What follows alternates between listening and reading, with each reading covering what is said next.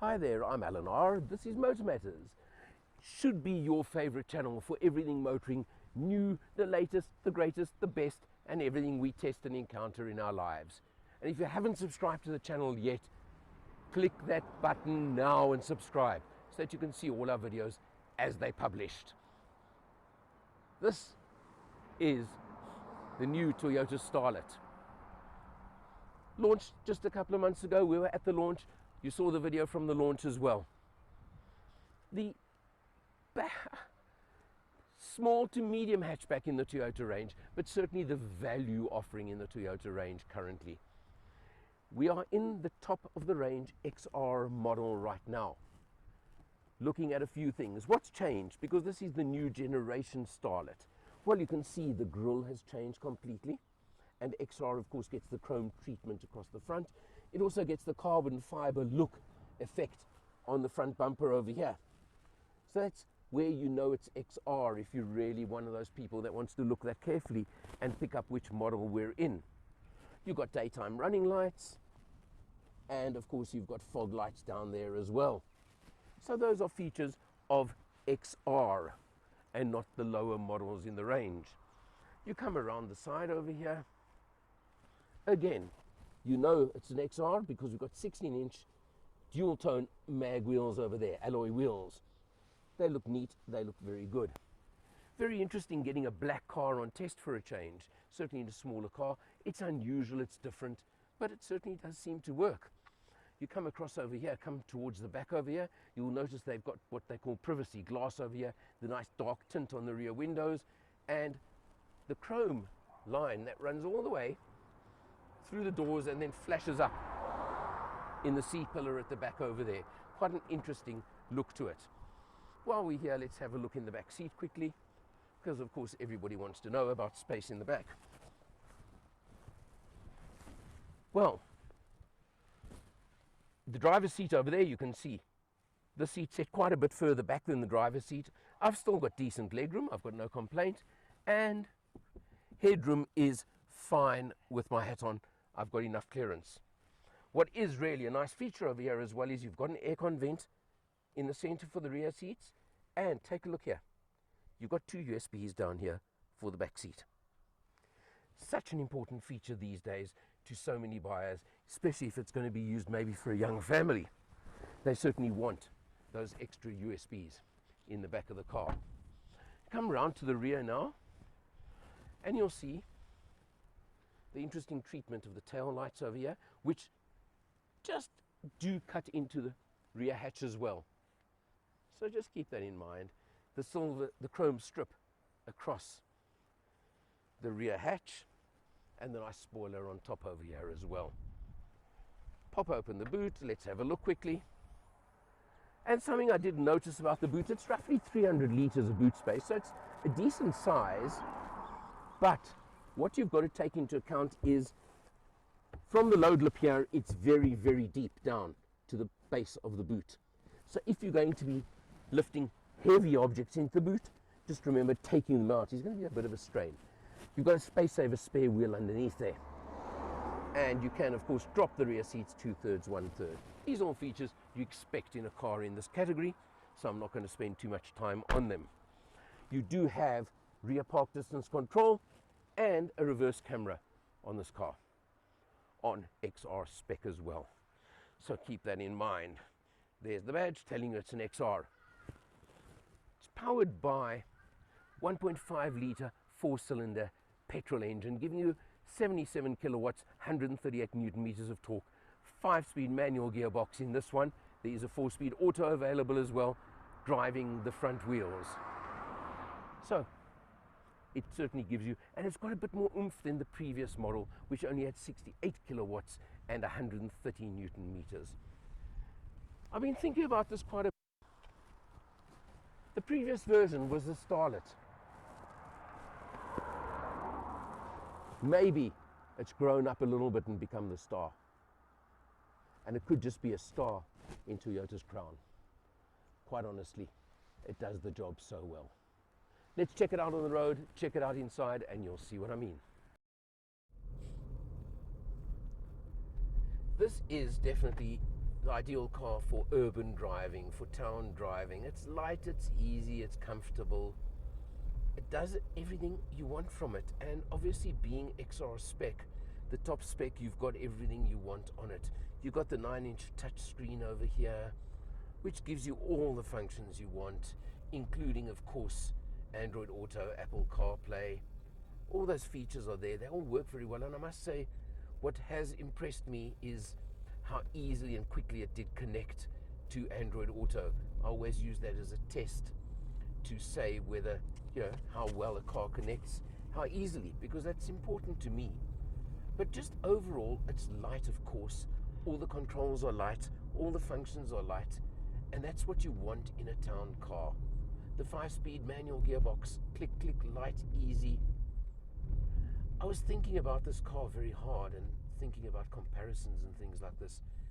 And I sometimes say in my videos, I'm sure you've heard me say it before, giving away my age, this to me is where I actually picture the Corolla of years gone by. And it to me is exactly what the Corolla was for so many years. And I've said a number of times that the Corolla's gone so much more upmarket with each passing generation, 12 generations now, that quite honestly, this car could just as easily have a Corolla badge, Corolla hatch, whatever you want to call it. It just is easy, comfortable, and let's not forget, value for money. Taking the Starlet onto the freeway, I said that it's an urban car. Well, a lot of this test has actually been on freeways, so I can give you a good account for that as well. The 5-speed box, the gearing's not bad. At 120, you're cruising at around the 3,000 rev mark, which I think is pretty fair and relaxed. So I've got no issue with that. It sits on the freeway very comfortably, very nicely. It'll sip fuel while you're doing it. You may find, obviously, for an overtake maneuver or if you hit a steep uphill, you may have to drop down to fourth gear occasionally. But I don't think that, when you're considering that this is a decent sized, in fact surprisingly roomy hatchback, but with a 1.5 litre engine, putting out that 77 kilowatts and 138 newton meters of torque. When you look at it that way, again, I don't think there's any reason you should be unhappy with having to shift down to fourth on the rare occasion. It's certainly, again, not a big deal, but hopefully you can feel it while we're showing you this. It's smooth, it's comfortable, it's pretty relaxed, and just overall, it seems, although I keep saying this is an urban car, it's pretty well suited to freeway driving and freeway living just as well.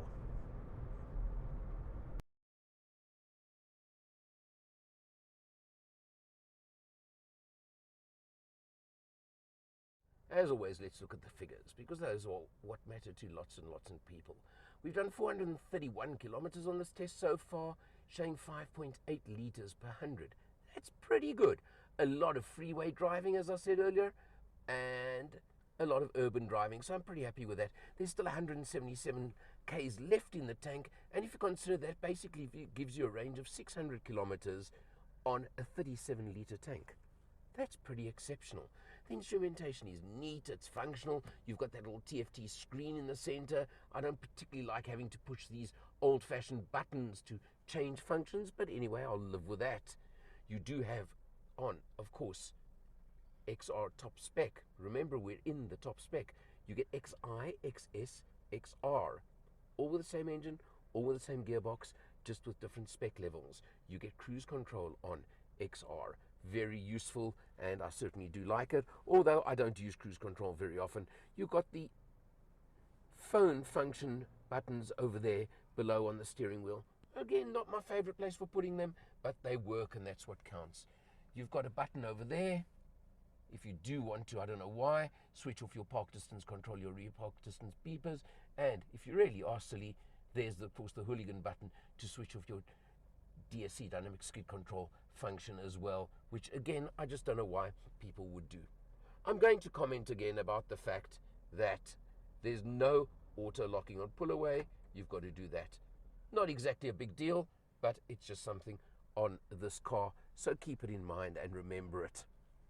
Come across to the large touchscreen. Now remembering this is one of the differences between, of course, XI, XS, XR, is you get the big 9-inch touchscreen. It has all the functionality you can want.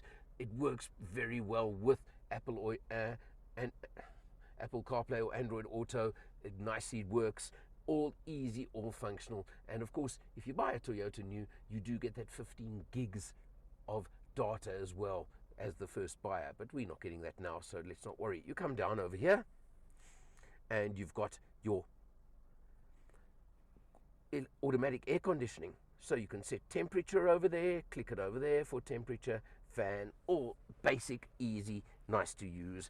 And then below here, you've got a USB over there, and you've got a 12-volt socket on that side.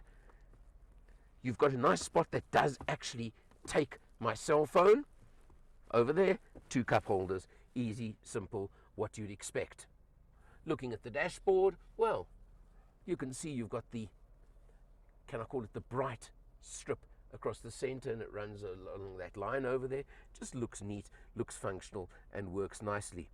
The 5-speed manual transmission, light, easy, simple, exactly what you'd expect and what you'd require from a car of this sort. And your good old-fashioned manual handbrake. No issue, no problem whatsoever. So the question becomes, you know the car, you know what it's about, you know it's a Toyota. Got the Toyota badges. There it is on the center of the steering wheel, on the front, everything else. So you know what you're buying when you buy a Toyota. You know the resale value of a Toyota. Those are all the important functions and features that you really want to consider. Price-wise, well, you can get into an XI for 226,000 Rand, 239 for an XS, and 294 for this one, the XR, which gives you all the extra spec, like the bigger screen, like the cruise control, the 6 airbags as opposed to 2 airbags. That's an important one to me. And a couple of other features that we've shown you along the way on the exterior as well. So those are the questions you have to ask yourself, where exactly you want to be in the range. 3 service 45,000 kilometer service plans included, as well as you know, and the standard Toyota warranty. So those are all features you know, you're used to, and you'd expect. Certainly does what it says on the tin. You also know all the opposition. I'm not going to run through them. But there's a reason why Toyota are selling plenty of these every month. And they'll carry on selling plenty of them. Because this is exactly what you expect when you buy a car in this category. And it certainly delivers in every respect. For Mad Matters, I'm Alan R. See you next time.